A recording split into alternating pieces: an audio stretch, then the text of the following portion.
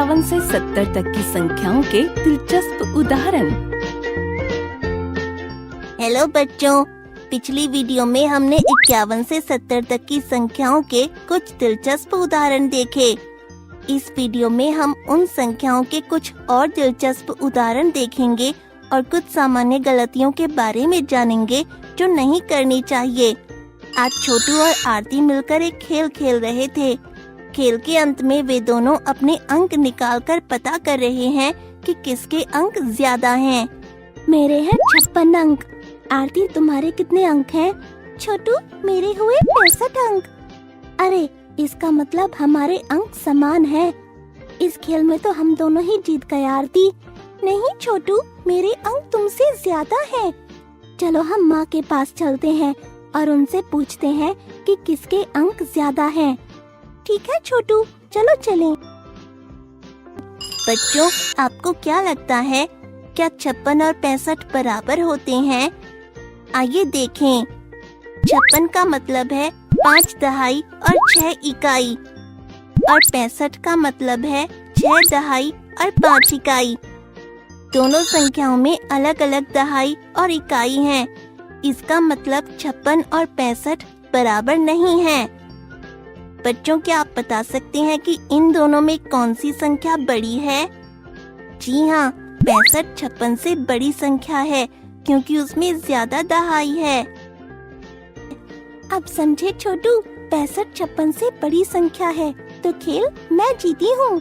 हाँ, मैं समझ गया हूँ आरती। खैर छोटू, अब मैं घर जाती हूँ, हम कल मिलेंगे।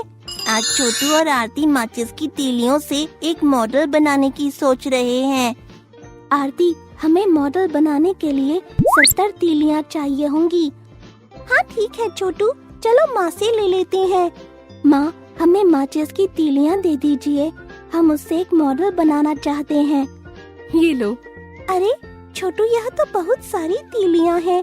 हम इनमें से 70 तीलियाँ ले लेते हैं। तुम इनके 10-10 के बंडल बना लो, इससे इन्हें गिनना आसान हो जाएगा। ठीक है, गिनता हूँ। ये हो गई 70 तीलियाँ। अरे छोटू, तुमने कितने बंडल बनाए हैं?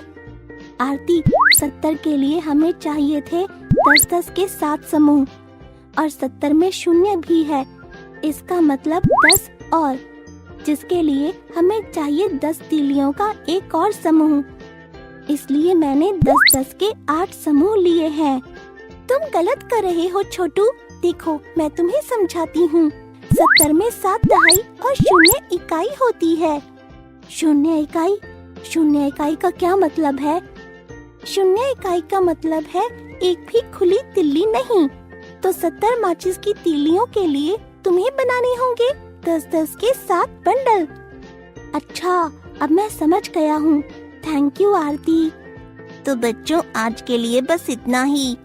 इस वीडियो में हमने कुछ सामान्य गलतियों के बारे में जाना जो नहीं करनी चाहिए। पहली कि 56 और 65 बराबर नहीं होते और दूसरी कि किसी संख्या के अंत में 0 का मतलब 10 नहीं होता। मुझे आशा है कि आप यह विषय ठीक से समझ गए होंगे। बाय दोस्तों।